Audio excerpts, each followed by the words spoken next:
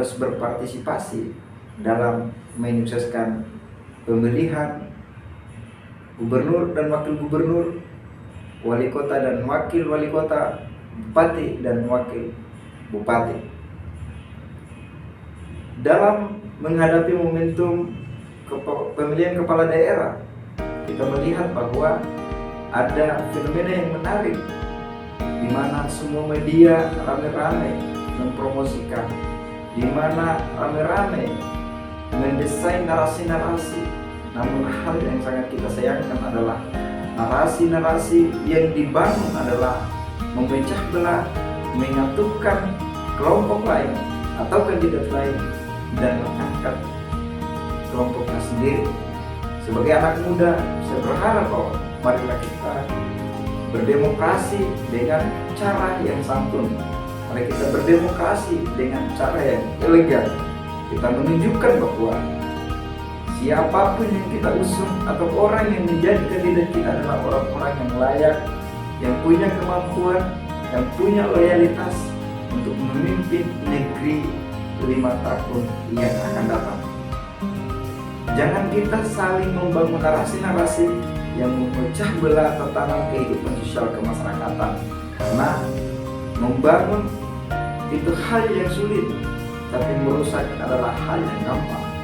Maka saya mengajak kita semua, warga masyarakat, jangan kita terprovokasi dengan narasi-narasi yang dimana mencoba untuk melecehkan atau menjatuhkan kandidat yang menjadi pilihan kita. Saya ingin menyampaikan kepada kita semua bahwa marilah kita bertarung secara ide dan gagasan. Marilah kita menawarkan konsep-konsep yang terbaik untuk membangun negeri, membangun gagasan-gagasan, dan mengajak seluruh elemen untuk kita bersatu dalam membangun negeri. Bagi saya, ketika orang yang membangun narasi-narasi untuk memecah belah adalah orang-orang yang kehabisan gagasan. Kenapa demikian? Ketika orang yang kehabisan gagasan, maka emosional yang digunakan.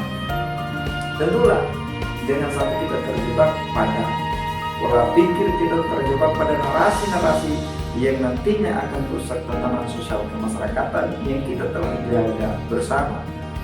Bapak Ibu saudara-saudara, menghadapi dan memasuki momentum pilkada ini ramai menjadi perbincangan di media sosial. Kita melihat bahwa hujatan bergantian bermunculan dan ditujukan kepada kelompok maupun kandidat-kandidat tertentu. Bagi saya ini bukanlah hal yang elegan. Ketika seseorang dianggap bahwa tidak layak, mari kita sampaikan berdasarkan fakta dan data. Dan ketika yang disampaikan itu tidak benar, maka kita juga harus membantah dengan data dan fakta. Sehingga apa? Pertarungan gagasan itu menjadi satu gerakan yang dimana kita bisa mengambil hikmah dan pelajaran untuk kita semua. Maka terkhususnya saya ingin menyampaikan kepada seluruh warga masyarakat yang berada di Provinsi Maluku, wabil khusus di Kota Tua, mari kita sama-sama bergandengan tangan menyukseskan pemilihan kepala daerah, dan kita menunjukkan bahwa Kota Tua adalah kota beradat yang mengedepankan nilai-nilai adat istiadat, mengedepankan nilai Fannanan atau HDLH untuk menyukseskan demokrasi. Kalau Anda orang-orang yang berintelektual, orang-orang yang punya kemampuan, mari membangun narasi berdasarkan kemampuan Anda dengan narasi-narasi yang mendidik, narasi-narasi yang menyatukan, narasi-narasi yang menawarkan gagasan apa yang ingin dilakukan untuk 5 tahun yang akan datang pada saat pemilihan kepala daerah nanti. Atau Anda harus menyampaikan bahwa ini loh yang ingin saya tawarkan kepada warga masyarakat. Sedikit saya ingin menyampaikan bahwa Kota Tual itu memiliki 5 kecamatan. Maka warga masyarakat harus memilih pemimpin berdasarkan visi dan misi. Dan visi dan misi itu, apakah dia menyentuh dengan wilayah serta geografis dan jumlah penduduk serta potensi yang ada atau tidak. Ini yang harus dibedah. Jangan kita memilih pemimpin hanya berdasarkan kemauan atau hanya berdasarkan pendekatan, apalagi kalau hanya berdasarkan fulus atau manipiro. Kenapa demikian? Sungguh disayangkan. Saya ingin menyampaikan kepada Bapak Ibu dan saudara-saudara sekalian bahwa ketika ingin demokrasi kita baik, ketika ingin daerah kita maju, maka jangan memilih pemimpin karena berdasarkan manipiro, berapa duit yang diberikan.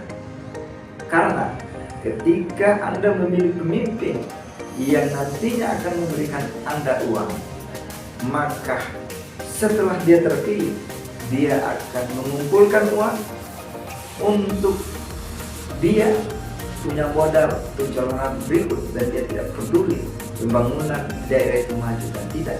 Sebab lahirnya pemimpin yang zalim karena warga masyarakat atau penduduknya juga zalim. Maka saya ingin menyampaikan kepada kita semua untuk memilih pemimpin yang dimana paham tentang letak geografis, paham tentang sistem birokrasi, paham tentang tata cara pembangunan, dan yang terpenting adalah lihat rekam jejak, karena rekam jejak adalah menggambarkan seseorang layak dan tidaknya pernah memimpin atau tidak, dan dia bisa menahkodai atau tidak negeri kita. Jadi hentikan politik memecah belah, politik propaganda. Mari kita membangun narasi-narasi yang berkualitas untuk kemajuan negeri. Sampai jumpa di konten-konten berikut dari Negeri Menginspirasi.